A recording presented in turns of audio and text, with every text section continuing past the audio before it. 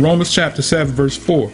Wherefore, my beloved, my brethren, you also are become dead to the law by the body of the Messiah, that you should be married to another, even to him who is raised from the dead, that we should bring forth fruits unto Elohim.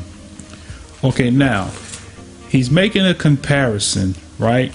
He compared being dead to the law, right, as being dead. So the comparison is not on the fact that we're not obligated to obey the laws of the Most High, but what he's saying is there were laws that were created pertaining to marriage, which is what we just went over, the situations, various different situations that the biblical Israelites had to go under. Here's the revelation of what he's saying, right? The Most High, and we're going to show you what he's making reference to, because you got to be in the spirit to see. And I'm going to show you what the prophet said so we can fully understand what our beloved brother SHAUL was trying to say. And therefore we won't fall into the trap that we make a doctrine that is not what our beloved brother SHAUL was trying to say or communicating to the Israelites. Okay, so our beloved brother SHAUL was saying some things. The Most High had a law which is called the precept, original precept. And so we want to be clear that we understand what the precept is. Okay? Yirmiyahu chapter 3, verse 1. They say, if a man put away his wife, and she go from him, and become another man's, shall he return unto her again? Shall not that land be greatly polluted? But thou hast played the harlot. This is the Most High speaking to the nation of Israel. With many lovers, yet return again to me, says Yah.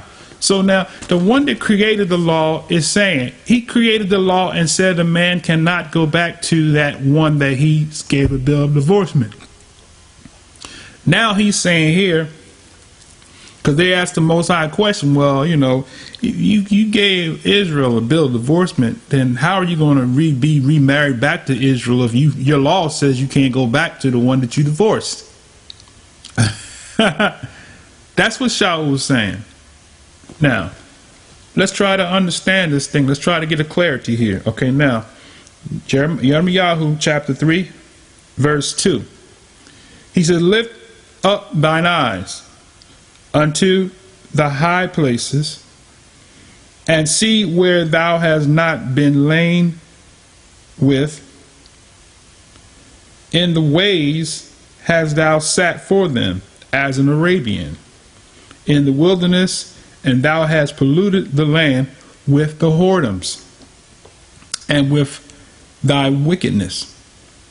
Therefore the showers have been withholden, and there have been no latter rain, and has a whore's forehead.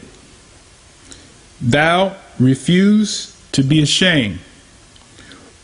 Wilt thou not from this time cry unto me, my Father, thou art the guide of my youth?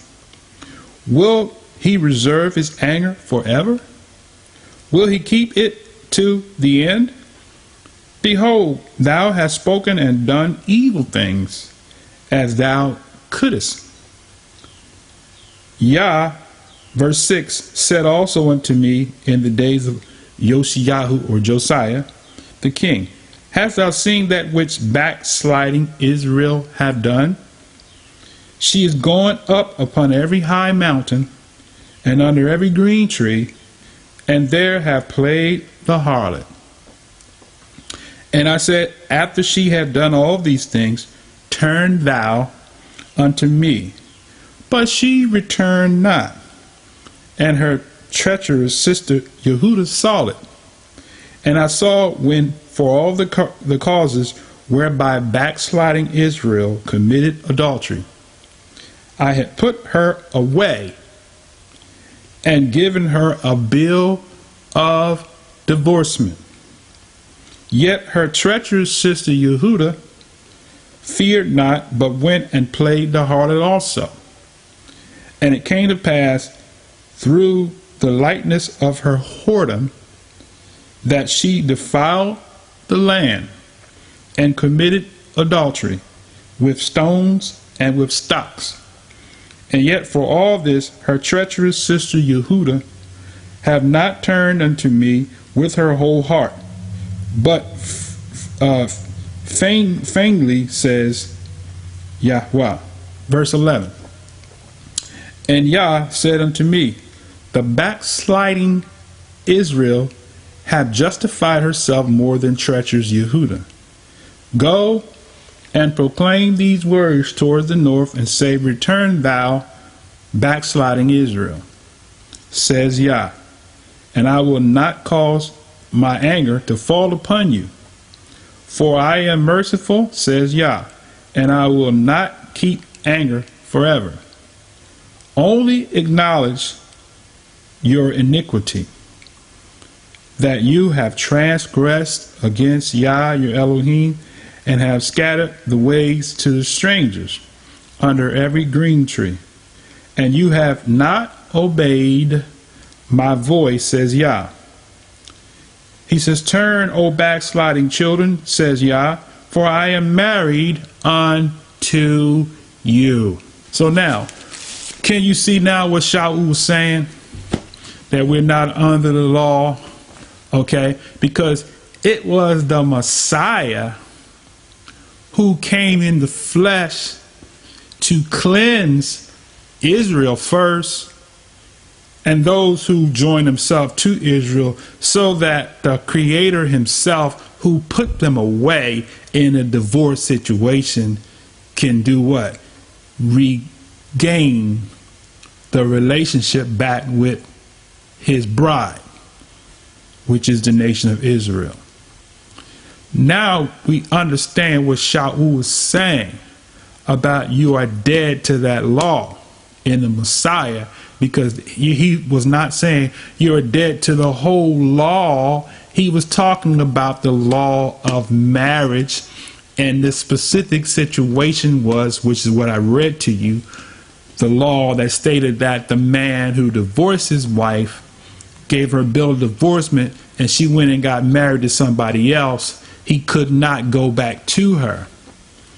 So now, when we go back to Romans 7, we understand that what he's talking about, and we just read in Yirmiyahu chapter 3, where the Most High said that I am still married to Israel. Even though I gave her a bill of divorcement, he says, I am still married to her. You see. Now we read verse 4. Wherefore, my brethren, you also are become dead to the law. What law? That law that stated that you can't go back to your first wife. We are dead to that law by the body of the Messiah, that you should be married to another, even to him who is raised from the dead, that we should bring forth fruits unto Elohim. So that's all he is saying. You're dead to that law that said you cannot go back to that first husband. That's all he's saying. And now if we continue reading, now it makes sense, because look at verse 5. For when we were in the flesh, the motions of sins, which were by the law, did work in our members, okay, to bring forth fruit unto death. So the law basically told us what transgression is, because transgression, sin, is a transgression against the law. And that's all he's saying here. Verse 6. But now we are delivered from the law. Watch what he says now. That being dead, wherein we were held, that we should serve in the newness of spirit and not in the oldness of letter. Okay? Now, you can take that particular portion that he stated 100 different ways. I'm going to look at it from one angle, okay? Maybe two. Here he says that being dead wherein we were held, that we should serve in the newness of spirit. Now, if you got to look at the lesson I did on walking in the spirit and walk versus walking in the flesh. When we understand walking in the flesh, all of the deeds, to seek a divorcement was a fleshly move. A vow is something that the Father, the Most High himself, requires us to honor. Marriage is a vow. Okay? So divorce is a work of the flesh. And that's what he's simply saying here. He's simply saying that we ought to walk in the newness of the spirit, not in the oldness of the letter. The oldness of what letter? Right? The letter of the law of sin and death, because, brothers and sisters, the law cannot make you do right. It's only there to show us what right is and what wrong is. It can't make you do right. The laws of the land can't make you obey these laws. It can't make you drive a car with a license or insurance and all of that. I mean, people do it all the time. The law don't make you do that. The law only enforces what happens when you get caught and you are not within the legal restrictions of whatever it is that you are supposed to be governed by. The law, okay, let's continue to read. So he says, what shall we say then? Is the law sin? No. Elohim forbid. I had not known sin but by the law. Right? For I had not known lust except the law had said, thou shalt not covet. But sin, taking an occasion by the commandment, wrought in me all manner of concupiscence. For without the law, sin was dead. For I was alive without the law once. But when the commandment came, sin revived, and I died. And the commandment, which was ordained to life, I found to be unto death. See that? Now, I'm not going to turn there because this is not about exegesing this particular portion. But in Deuteronomy chapter 8, matter of fact, I will do that. Let's go to Deuteronomy chapter 8 and verse 1. All right? Hallelujah. Deuteronomy chapter 8 verse 1 says, all the commandments which I command thee this day shall you observe to do, that ye may live and multiply and go in and possess the land which Yah swore unto your fathers. See that? So the law that he gave us, all the commandments, was for us to live. Now I want to go to one other place, right? Let's go to Deuteronomy 30 and 16. All right? Deuteronomy 30, verse 16. And it reads, let's start at verse 15. Deuteronomy. Let's go to Deuteronomy chapter 30 and verse 15. See, I have set before thee this day life and good and death and evil, in that I command thee this day to love Yah, your Elohim, to walk in his ways and keep his commandments and his statutes and his judgments, that you may live and multiply, and that Yah, your Elohim, shall bless you in the land where you go to possess it. So now let's go back to Romans chapter 7. I wanted to share that there. Okay, now verse 8 says, for sin, taking an occasion by the commandment, deceived me, and by it slew me. Wherefore the law is not nailed to the tree. Wherefore the law is holy. The whole law is holy. Okay? That's what Shaul just said.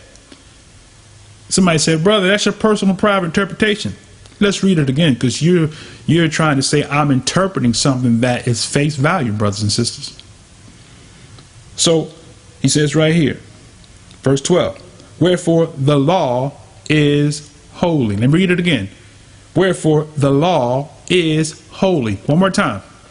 Wherefore the law is holy. And the commandment is nailed to the tree, right? Is that what he said right here? The commandment is holy.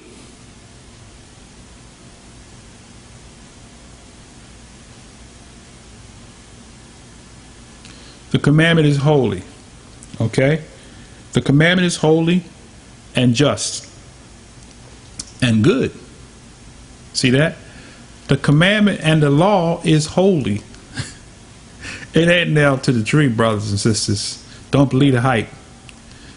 The law and the commandments is holy, just, and good, not nailed to the tree.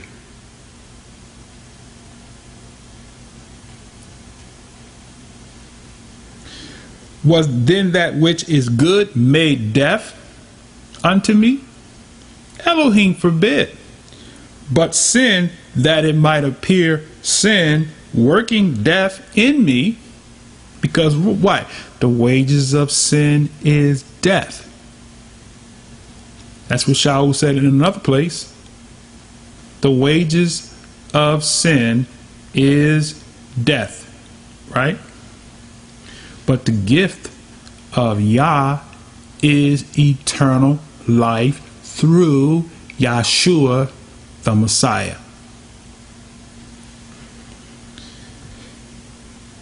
That sin by the commandment might become exceeding sinful. For we know that the law is spiritual now, he says. So how is the law so evil and wicked and cruel, and we're not under the law, when in the same chapter our beloved brother Shaul is telling us that this law is spiritual? So walking in the Spirit is walking in agreement with his law. But I am carnal, sold under sin. I'm fleshly, meaning that I want to live according to the flesh, and I don't want to obey the Creator. I want to live according to the flesh and do what my flesh is telling me to do, and not do what the Spirit is telling me to do through the code of ethics called his law. Verse 15, for that which I do, I allow not. For what I would, that do I not. But what I hate, that I do. You see that? Because the flesh he's talking about. Galatians 5, we went over that lesson a few weeks ago, where he said, the flesh. If then I do that which I would not, I consent unto the law that is good. See, he's still telling you the law is good. What law is good, brothers and sisters? The law that the Most High gave to his people. He said, now then it is no more I that do it, but sin that dwelleth in me. See, so what's dwelling in me? The transgression against the law. For I know that in me, that is in my flesh, right? The works of the flesh, which we covered. I'm going to be repetitious because you got to understand when he says that in me, in my flesh, he's talking about the deeds of the flesh, which is what he talked about in Galatians chapter 5. Fornication, adultery, lasciviousness, heresy, revelings, all of those things he said are the works of the flesh. He said, in my flesh.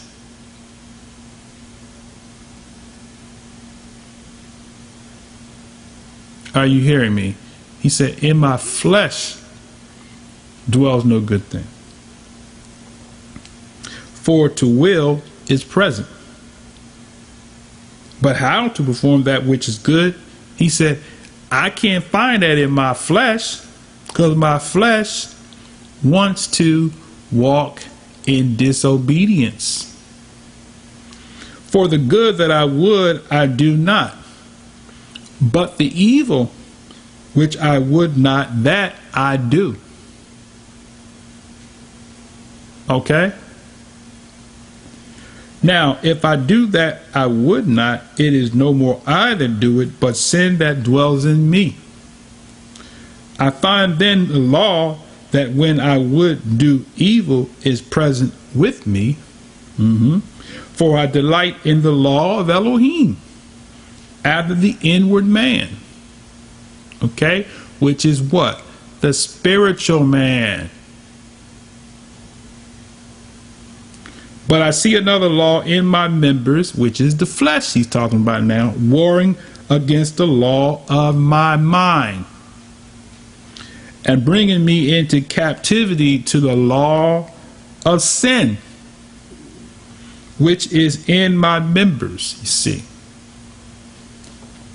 O wretched man that I am, who shall deliver me from the body of this death? And he says, verse 25, I thank Elohim through Yeshua the Messiah, our master. So then with the mind, I myself serve the law of Elohim, which is what? His commandments. Everything he spoke out of his mouth. But with the flesh, I serve the law of sin. So, and in the 8th chapter, which we already covered in another lesson, he said there is now no condemnation to them that are not, who are in the Messiah, who walk not after the flesh that he's talking about. So what is he saying, brothers and sisters? He's saying that we have a responsibility and an obligation to obey the Creator in the Spirit. Walk in the Spirit, and you will not fulfill the lust of the flesh. Until the next time, may the blessings of the Most High Yah be with you and your family. Shalom, shalom, shalom.